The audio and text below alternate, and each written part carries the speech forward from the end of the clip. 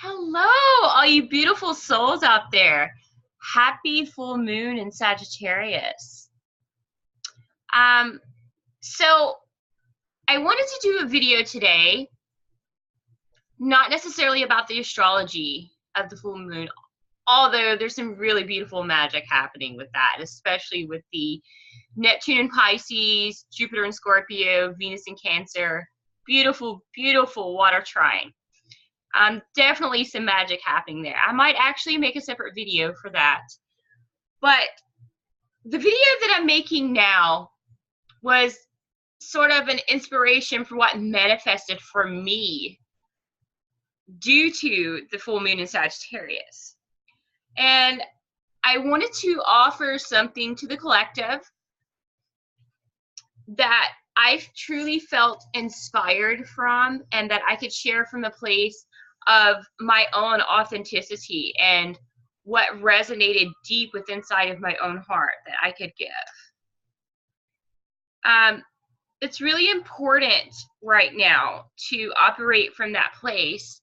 We can get so lost and scattered right now with the opposition to the Gemini energy in the Sagittarius, and we could really find ourselves doing some soul searching as to what it is that we want to represent. Who are we at our deepest levels? What is our most purest form of authenticity that we can express to the world, where we can just be in our flow, we can be in our rhythm. It's coming from our heart space. We don't have to question it. We don't have to get lost in the mind. We don't have to become scattered. You know, it's just, it's there. It's in knowing we are connected to that part of ourselves. So, like I said, the reading was an inspiration, and the name of the reading is called Pandora's Box. I'm not going to really go too much into the story of Pandora and the box. I might try to include in the link below Pandora's story if that was something that anyone might be interested in. But I felt this is also a reading that I created, so I just feel it's really relevant to put this out there and offer it to the collective at this point, because we've all been having such a hard time with so many shocks and unexpected situations and circumstances, and we've really been feeling those emotions coming up and having to get in touch with some really deep places. And through those situations and circumstances. So Pandora felt really appropriate, because just a little quick part about Pandora. Basically, she has this box that, you know, she's told not to open it, but then she opens it anyway out of her curiosity, which is the mind. And she unleashes all these plagues and diseases and evil upon humanity when she opens this box. Now, there's one thing that's left in the box after all of this stuff gets released, and that's hope. Hope is the remainder of what was left at the bottom of the box, you know. Now, you could look at this from, you know, a few different perspectives. You could say, oh, well, you know, we are very equipped to handle all these different circumstances that life throws at us, and that we have to, you know, find how to move through and learn and grow and heal, and, you know, our trauma, our diseases, our plagues. I mean, really, the list could go on and on and on here. But another perspective that you could take is that hope could also essentially be like the ultimate torture. You know, we're going to unleash all of this stuff onto humanity, but then we're going to give you hope. But it doesn't really fix anything per se. It will just give you the ability to adapt, to become mutable, to, you know, find a way through. Now, like I said, that's two different perspectives, which I thought, you know, I could offer up a few different perspectives on the Sag moon for you. Whichever one you feel that resonates is, you know, that's totally up to you, and whatever, however you choose to interpret this. Nothing is really one size fits all for me, so I encourage you actually wholeheartedly, like, to take from this your own interpretation and what you feel resonates with you on the deepest level possible. And yeah, just totally run with that. You know, you don't have to take everything that I say so completely to heart. Always, always trust your own wisdom and your own knowledge, no matter what.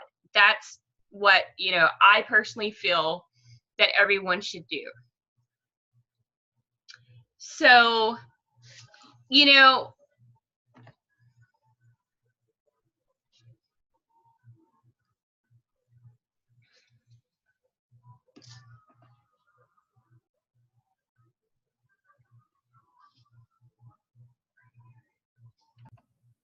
okay, sorry about that. For some reason, my laptop just kind of froze up, and I was trying to figure out what was going on with that there. So I do apologize for that. But again, Pandora's box reading. Where, you know, with in conjunction with a full moon, which is also a time of releasing the things that's no longer serving us, the things that need to be let go of in order for new things to come in. It's a release when we have a full moon.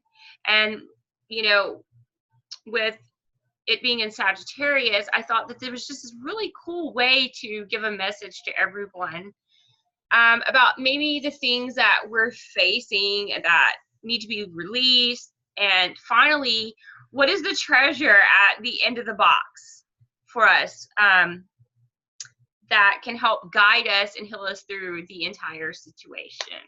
So I'm really excited. I hope everyone resonates with this. And yeah, let's just get started. I'm excited. I also forgot to mention that I used two different decks. Like the first deck, I used the Psychic Tarot, and this is going to be the first card. I know I haven't explained to you what it is yet, but I went back and I felt the need to do an archetype card for each one as well, because archetypes are so revealing in the way that we you know, live roles and play out our stories, and how we bring them to life and give them expression, and how we can relate to them. It's really a wonderful tool for being able to get in touch with your own internal story, and to be able to relate and find a way to understand what's happening internally within inside of yourself. So, okay, these are the first two cards, and I know I kind of shared them and then started talking again, but the first card represents, this is kind of what the situation that kind of led to the opening of the box. It's really the issue at hand for the Pandora box. And the first one, well, we'll just do this one, and then we'll do the archetype, is choose wisely. Now, if you look, there's a dock here, and there's all different kinds of hands pointing in so many directions. And she's at sea. So this could be really endless possibilities here. And the fact that it's saying choose wisely, this is also indicating to me that this is emotional based, because there's water. There's water surrounding her as well. So this could be some really scattered energies here. And, you know, you might feel that the expectations have kind of prevented you from, like, there might be some expectations. And they've sort of prevented you from, like, obtaining, you know, what you feel that you desire, or things or circumstances may have appeared to be, like, completely out of your control, you know, relative to the choices in life. And for that, you really have to understand the reality is that you're always in control. You're always responsible for all the choices that you make, regardless. Even though it might have made like you could have just done these decisions like out of haste, or you could have just made, you know, decisions because you felt pressured, or even because you felt influenced by others on some level. But ultimately, what's led us to this situation is all of the choices that we have made, and ultimately we have a responsibility for all of our choices at the end of the day. Now, the archetype card for this position that led to the opening of the box and that has contributed to the issue at hand is none other than Carl Jung himself. If you can see that, which is a complete representation of the collective unconscious.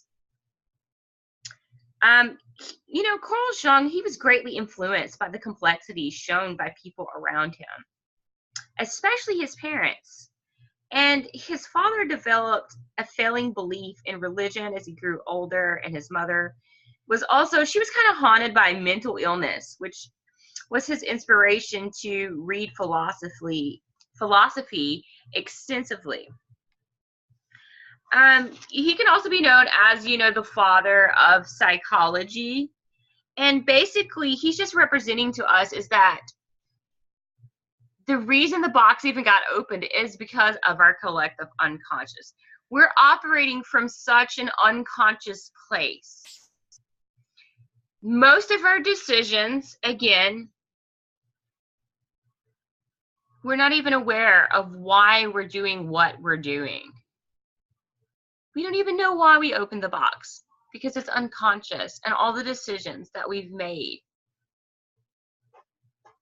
from that standpoint. You know, emotionally, Carl Jung can awaken passion for life, and he can influence the inner self towards greater openness and lands of new discovery. He dissolves rooted pain and assists in letting go of the past and its hold that it has on the soul. So yeah, this is the position, like I said, that led us to opening the box, is the fact that we're operating so unconsciously with all of the decisions that we're making in life. Okay, on to the second position. Now, this card is going to represent the so-called diseases, and well, there's going to be a series, but this is the first one that's going to represent some sort of like the plagues or diseases or evils or whatever label you would like to give that resonates with you personally. That's fine, but this is representing as a collective something that we have suffered from greatly on the deepest levels. And this card is none other than the sacrifice card here. Now, this is basically saying, where have you self-sacrificed in your life that led you to giving your power away by becoming disconnected to your true, authentic self?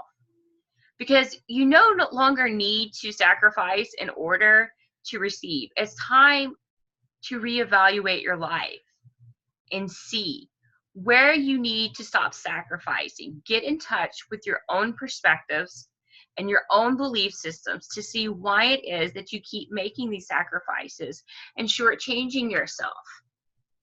So one of the diseases that we've suffered on a collective level is that we have sacrificed completely and utterly in some way, shape, form, and fashion at the deepest levels. We all have this story in our lives in some way. Ask yourself, where is it that you in particular have sacrificed? Now, the archetype card that we got here for this particular position is Saint Anthony, and he says reclaim. So essentially, this is part of our disease here. where we've made the sacrifices and we're needing to reclaim. Saint Anthony in particular works with like the physical and the psychic worlds, where he brings clarity and resolutions to light. He's responsible for calling and bringing back the fragmented pieces of our souls that have been energetically torn, pulled, or like lost during, you know, day-to-day life and through different situations and circumstances and things of that nature. So through the sacrificing, you know, we've lost the disease is the ability to reclaim all of these, you know, traumatized and fragmented pieces of our soul, which has left us scattered. It has left us uncertain. It has left us unsure of who we are at the deepest levels. It has left the ultimate disconnect with our true authentic self and our hearts. This is the disease. Being disconnected from that place of all that we truly are. So, okay, we're going to move on because I don't really know how long. I feel like I could just keep talking and talking, but I want to try to get through all of the cards because there's quite a few, so I'm going to kind of try to move on. Okay, so the card that we have next represents the trauma and place where we have repressed, where there's anger or depression, anxiety, complex PTSD, depression, the ultimate disconnect. What is it a result of? Like, what is it that we have repressed that has led us to those things? And the card that we have is Passion Ignited.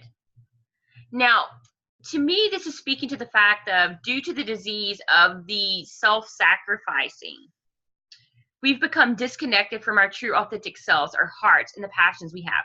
Our own love, our own connection to ourselves has, you know, it's really, that's what's brought in all this repressed anger and trauma that, you know, shows up in our bodies and we become physically ill. Or it shows up in our mind and we become depressed, or, you know, we have anxiety, we developed, you know, phobias, complex PTSD. I don't really feel like, as a collective, this is a really huge thing for so many of us, that we're walking around with all of this anxiety and all of this trauma. And as a result, it's due to not being connected to the passions of our own heart space, of really ultimately just that disconnect from what is truly authentically us. This is what's been repressed. It's the passion of everything that we truly are. Now, the archetype card that I drew for this particular position of the things that's been repressed is Saint Teresa, Divine Ecstasy. Now, what Saint Teresa brings in is, you know, she's a reminder of like the simplicity and the potential of seeing life from a place of, you know, of our hearts, that center within us. You know, where we're not like afraid of suffering, or, you know, where we're not, you know, living in that fear, where we can, you know, explore, because we're coming from a place of love. Like, we're coming from a place of being authentic. But see, that's part of the problem, is that because we have repressed our heart, our authentic self, you know, we often, you know, come from that place of fear, where we're afraid of loss. You know, we're afraid of losing our power. We're afraid of making the wrong decision. And so we get stuck in our minds. And it's a round and round loop, you know, relative to all of the anxiety and trauma that I've been talking about, really. This is what's been repressed, is that divine ecstasy. You know, not only when we're connected to our own heart space and our own authentic self, but it also leads to divine ecstasy. It's the connection to everything that we are as a whole. It's connection to source, in the deepest way possible. And basically, she's, you know, she's showing us that because of our repressed place that we've been operating from, and all these traumas, anxieties, and everything that, and the disconnect from our hearts, this is the repression. Now, on to the next card, lovelies. Okay, so I kind of feel that some of the cards are, you know, the message is being a little bit redundant at this point, and it kind of just keeps repeating itself. But I mean, like, guys, like, seriously, you can't make this shit up. I mean, you know, the cards are just telling the story, and they're really so interconnected that a lot of the same themes are coming up at this point. Yeah, so I just wanted to kind of say, I hope it's not too redundant for anyone, you know, out there watching. And I do apologize if you feel that way, but so to move on to the next card, the next position and the next cards are going to show exactly where our blind spot, where it is that, you know, we've been blindsided, or, you know, we're not fully aware of what's, you know, kept us in this situation, and where we've, you know, made all these sacrifices, and the reasons why, and why we have failed to live authentically from our true selves and our heart space. And so the card that we have for our blind spot is Shadow, which is also, in regular tarot, would be the representation of the moon. And really, this card is just speaking to our emotions, our emotional body. Like, we're being called to look into the dark shadows and face our fears.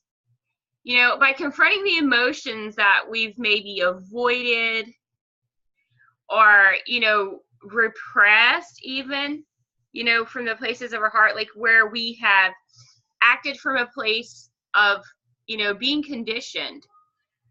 You know, from the time that we're born, we receive conditioning from, not only when we incarnate, we receive the conditioning for the gender that the gender role that we come into, and then we receive and the karma as well, even, like, we receive that from the gender role, and then not only, and then into the race, and then into the particular, you know, parents that we chose to incarnate with on that level, and then there's the culture and society that we chose to incarnate with. So there's really so many layers of conditioning that we can have, you know, deep within us.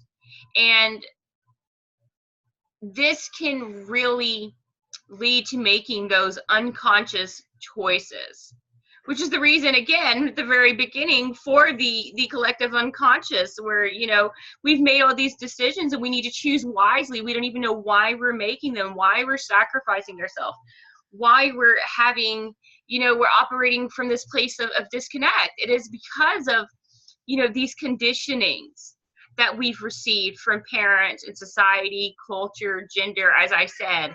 And by really allowing ourselves to enter the space of our emotional body, not just with your mind, because your mind's only going to be able to analyze and figure out so much. It's going to, you know, the mind can make excuses. It can trick us into saying, oh, this is it, or that's it, when we're coming from the place of ego. Not to say that ego is a bad thing at all, because it isn't. Actually, it's quite essential, and there wouldn't be a single person alive if we didn't have ego. I don't really adopt to the same beliefs of, you know, eliminating the ego. I think that's complete bullshit, and maybe I'll do a separate video on that someday. But for now, the way to really connect to yourself deeply is through your emotional body. It's by recognizing when we're triggered. Anytime we become angry, sad, upset, irrational, jealous, I mean, you could just name the plethora of emotions that we can experience. The point is that when you notice that emotion is heightened and we're triggered, or we act defensive, or we employ one of our defense mechanisms that the mind has created in order to help us function or maintain, which is a good thing, but it also leads to disassociation. And it can also keep you from revealing those deeper layers that need to be healed. So it is with paying very close attention, just notice, like, you know, so-and-so did this to me, and I just became really angry. And the thing is, you don't even have to admit it to anyone else. You can just admit it to yourself. You can come into full acceptance. Okay, I just got really angry at this situation. And be compassionate, because we're all human and we're all emotional and we're all going through this on, you know, in our own journeys, in our own unique individual ways. But by admitting and saying that, okay, I just became really angry, you can take the first step in owning that and healing. And then you can begin to ask yourself, well, why did I become really angry? And as you start to explore and go deeper, you're just basically just peeling back, you know, deeper and deeper and deeper layers, where, you know, you're essentially peeling back those layers, and it's showing you your deeper core of who you truly are, and maybe not who you thought you were, or how you've been acting from, like I said, the place of conditioning itself. You know, really, this is just a cleansing process to wash away and clear out everything that was, you know, avoided or ignored or pushed away on some level. It's the way forward, and that's really through the emotional body. Now, the archetype card that we got for our blind spot is Emanuel Swedenborg. Now, it represents spirituality, and he was known kind of as a psychic scientist. And basically, when he shows up, he's representing the fact that he takes the suppressed emotional tides and then he raises them to the surface, allowing us to completely work through their energy in order for their release and to allow the real soul work to begin. So again, this is kind of, you know, in sync with the shadow work. And he's a representation of the particular archetypal energy that, you know, this is what he works with on those deeper levels, like to, you know, eradicate the confusion.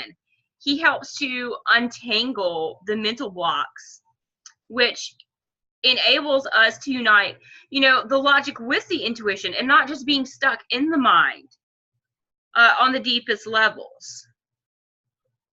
So here we go. All right, so the next cards that we have is for this, the next position represents what it is that basically has been lost or is dying or dead relative to the situation itself. And the first card that we have here is recognition and reward. Now, to me, this is speaking to the fact that we've missed out on the true rewards inherent to our true selves, like the rewards that would be connected when we're operating from a place of true authenticity, connected to our divine heart space of all that we are. You know, and there could be a lot of like misplaced efforts by sacrificing ourselves, again, by, you know, being like, we're so used to providing our internal security and external security from, you know, the things that are outside of ourselves. This is the epitome of the patriarchal conditioning that we have upon us. This is how we gain, you know, this is the go-to method that we're so familiar with of gaining the recognition and reward. It's through something outside of ourselves. It's how we gain that sense of self-worth.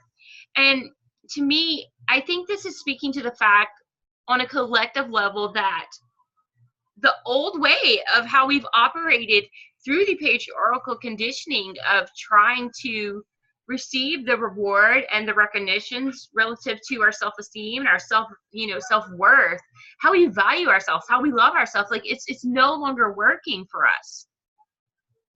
You know, I think that it's rising within us to a point that we realize that this is no longer the way. This is dying. This is the old way of how we have tried to gain, like I said, the self-love, and it's just no longer working for us as a collective. We have to, you know, start to really do that shadow work, you know, represented by the moon, and get in touch with that emotional body, to get into that internal space and really quit looking for that recognition outside of ourselves. So the archetype card that we have for this position that could indicate to us something that's kind of dying or no longer working, or even show us a representation of, you know, something that's been lost relative to the whole situation at hand. And here we have St. Jude. And he functions with saving grace. Now, emotionally, St. Jude really connects to the part where, like, he conjures courage through the dark storms and the strength deep from within the soul. So basically, he is an encompassing sense of safety that arises, and, you know, he basically kind of wraps around our broken pieces of self that, and essentially he's rescuing us from the darkness just when it seems like everything is about to essentially crush our spirit. He represents souls that are just like feel completely and utterly lost, and they're deeply within, like, you know, desperate circumstances surrounding trauma and experiencing that grief, that hopelessness, and are in search for rescue. Now, two things that are standing out to me is that ultimately he's speaking to the fact that as a collective we are utterly lost, and due to all of the trauma, due to all of the grief, the hopelessness. And again, you know, this is speaking to how we're looking for something outside of ourselves, for that recognition, that reward, to, you know, to rescue, to feel good, and that's no longer working for us. So he's symbolizing to us where we are just utterly lost and confused on the deepest soul level as a collective. Okay, lovely. So we are coming to our final two cards, and for the collective reading of Pandora's box, and it is the representation of hope.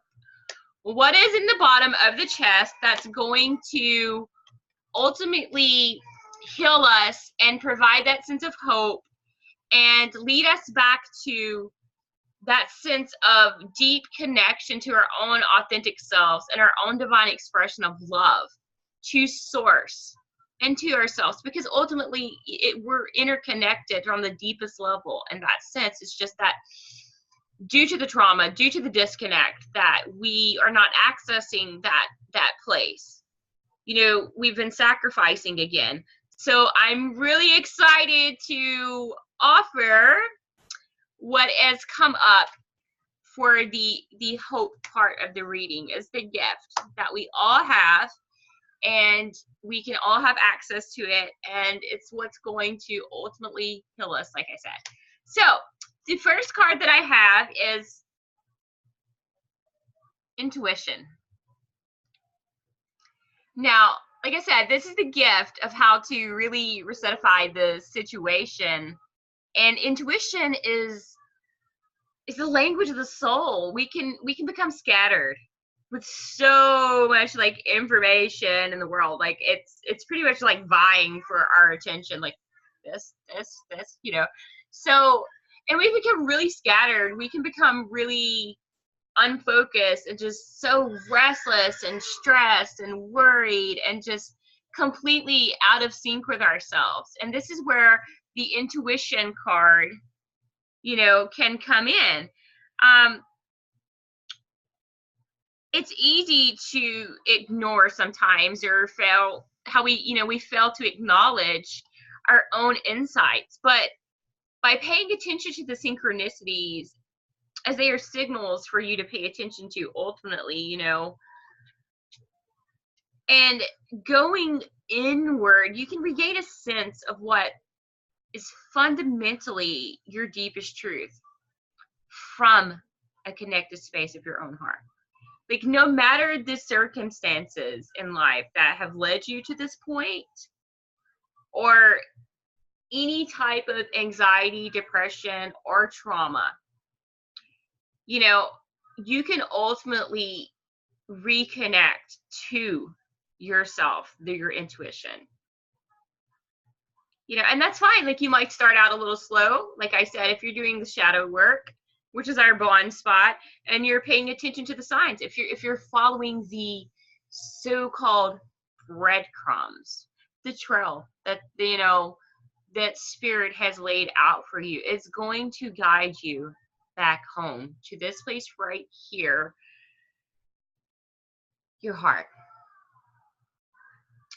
So that is what that represents, is the ultimate healing, is by listening to your intuition.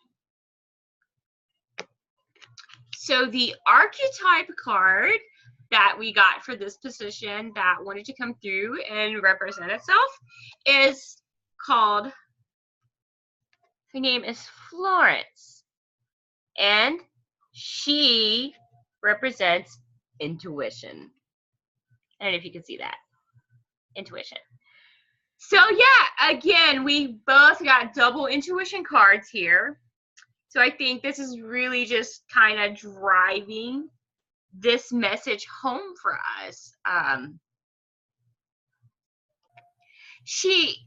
Florence kind of reinforces the acceptance of unconditional self-love, and she helps release all the heartache and conditioning that no longer serves us. Yeah, her energy works at like the very core level to reinforce the connection with the heart and the soul, allowing the spirit to regain its passion. The passion held within the spark of its own divinity, so to speak. So she really like, really on a conscious level,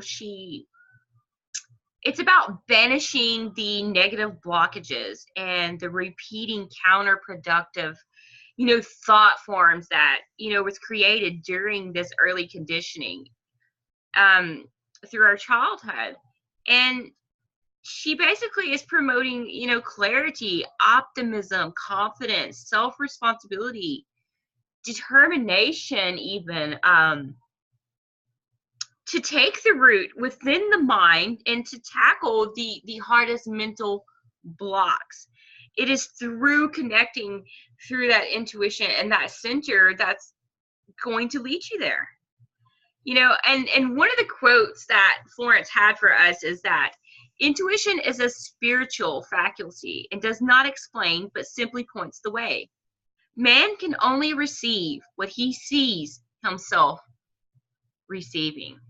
So again, that's a bit, to me, that's saying that basically you're only going to see what your perception is allowing you to see again. So which is why it's really important to do that shadow work that we were speaking of, and to completely, get out of the place of the mind.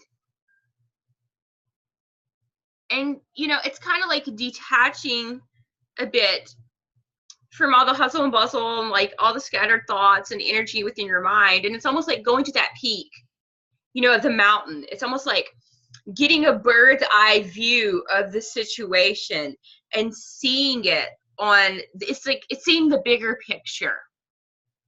That's going to help you, like by utilizing the fact of seeing the bigger picture and by connecting deeply to your intuition. That's ultimately what's going to resetify the entire situation. You're going to become more conscious through your triggers and your shadow work. You're going to stop sacrificing. You're going to be able to connect to all that is divinely you from that heart space again. And it's a beautiful thing. So I really hope that this reading was helpful for you guys, and I hope that it resonated. And yeah, it was so fun to just be able to offer this to you all. And I really enjoyed being able to present this to everyone.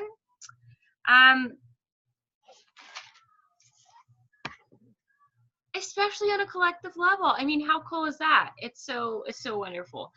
I do personal readings. If you would like to contact me or look further into your own individual conditionings or some of your own blockages or where it is that maybe you're stuck, and ultimately where it is that you can move forward in assistance to helping you connect to your own heart space and living from the place of that true authenticity and love, because we all have so much to give.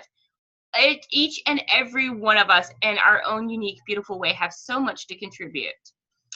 I don't believe in competition. I don't believe in jealousy. I don't believe any of that is necessary. I know that it's a very natural thing due to the conditioning of the patriarchal, and we all experience it. Even myself have experienced these things. But it's something that I've done quite a bit of work on myself, and I think, I don't really come from a place of such fear anymore, that there's so much abundance that we can all just basically be in our heart spaces. We can all live from that place, and it all can just be such a beautiful thing. And there's no need for that fear to exist. There's no need to keep sacrificing ourselves anymore to learn how to gain that sense of, self-esteem and self-worth, which is a really big thing right now. And I think I might actually make a separate video on that, because I think we struggle so deeply. And I think we get this message so much. I mean, I think it's just so overrated, because how many times, to be honest, have we heard, love yourself? Just love yourself. Stop doing this, stop doing that. Oh, just go love yourself. Well, that's great. That's wonderful and amazing. And it's true, we need to love ourselves. But, there's also a part of it's like, well, how the fuck am I supposed to do that? I mean, no one really offers any you know, practical advice as to how to love yourself. So we often hear that message, but we're not really sure how to do that. And I actually really think that I am going to make a video on that and kind of talk about that more in depth of some deeper ways that we actually can start to love ourselves, because we're so disconnected. I don't really believe that there is a soul alive. Like I'm not gonna say like there's no one, but for the majority, you know, of us that have been so heavily conditioned. I mean, this is like thousands and thousands of years of like patriarchal conditionings that we've went through on the deepest soul levels. And I think that we fundamentally all really are coming from that place of disconnect and not knowing how to love ourselves. I mean, we hear, you know, take care of yourself, take care of your body, do this, do that. And those are beautiful, fabulous ways to take those steps into loving yourself, and you should absolutely do them. But I really would like to just have a discussion on the deepest possible, like the deep root of the issue at hand of loving ourselves and not really knowing how to do that. And I feel like I'm rambling on at this point. So with all of that said, like I said, I do offer, you know, personal readings.